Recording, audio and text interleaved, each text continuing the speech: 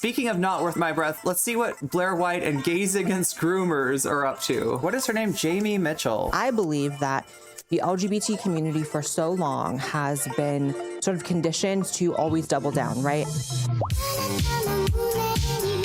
And that's been a survival mechanism because, you know, throughout the decades and throughout time, there have been legitimate grievances for our community, legitimate violence, you know, acted against us and real problems that we needed to fix, right? And so the only way to kind of get through those, we always kind of had to double down. Like, we're not giving you an inch, our community, to the outside world because they won't give us a centimeter type of thing. I don't know if she understands it. What she's kind of talking about is solidarity, that if somebody tries to take one part of the LGBT alliance and isolate it, that there are people who will come in and defend those people. That's solidarity. But now I feel like we've reached this sort of peak where gay marriage is legal. I can't think of any rights that trans people don't have. I can't think of any rights that trans people don't have.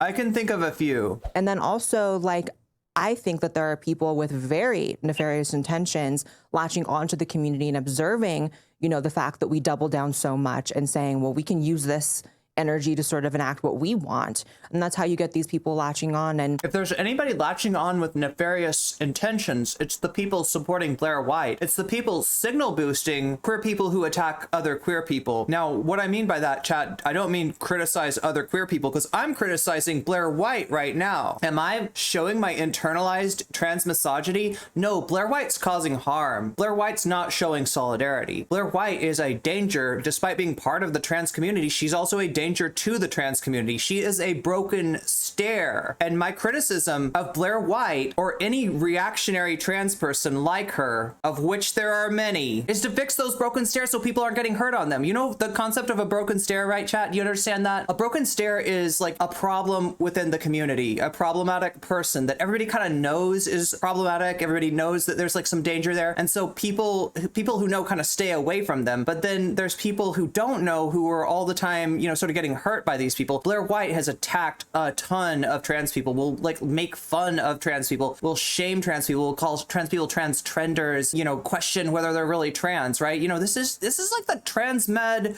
true scum like axis here in Blaire White. And so we got to fight that. This is not my secret hate for myself as a trans woman in attacking Blaire White. This is not jealousy.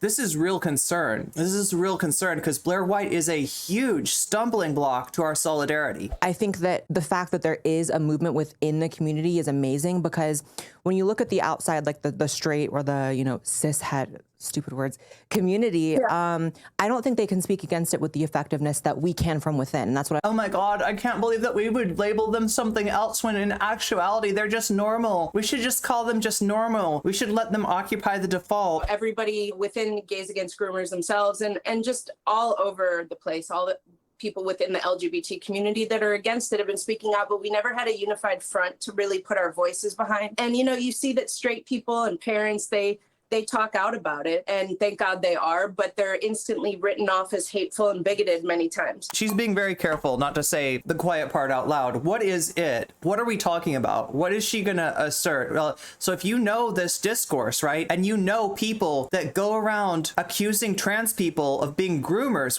when they're not, that's a very specific type of harassment, like targeted at a group. That's a very particular weaponization of a trope about queer people and trans people, right? And with the libs of TikTok discourse, we notice that what's happening is basically people are being called groomers for teaching trans people that we exist, for allowing the information of our existence and the fact that we're not pathological, we're not horrible people, we're not dangerous, we're not scary, we're not messed up, we're not bad people. You let that get to, you know, young people, and you're going to get called that, you're going to get hit with that kind of libel, right? You're going to get hit with that kind of you saw this happen to Cuffles, where she was accused of this with absolutely, like, not just no information, but some really malevolently doctored screenshots that came from a very disreputable person, and all of the harassment that justified. Making those accusations at Cuffles gives horrible people who are going to do horrible things anyway, right? They're looking for an excuse, though. And if you give them an excuse, they can justify it. They can increase the volume of the harassment. They can bring more people in, more people who would normally just be like, oh, I don't know, this feels kind of wrong. If you tell them Keffels is a really horrible person, here's your excuse, then it's, you know, sky's the limit. And, you know, that's what we're looking at here. Their voices won't get as far as I think ours will, because they're going to have a much harder time doing that to us. They've tried. They call us transphobic. They call us homophobic. I wonder why. I don't really understand how they can make that connection, but they try. Yeah, but I I'm think not sure how a trans person can be transphobic, or Maybe because you're signal boosting the message of transphobes and homophobes. I don't know, just an idea. you a lesbian or are you bisexual? What's your...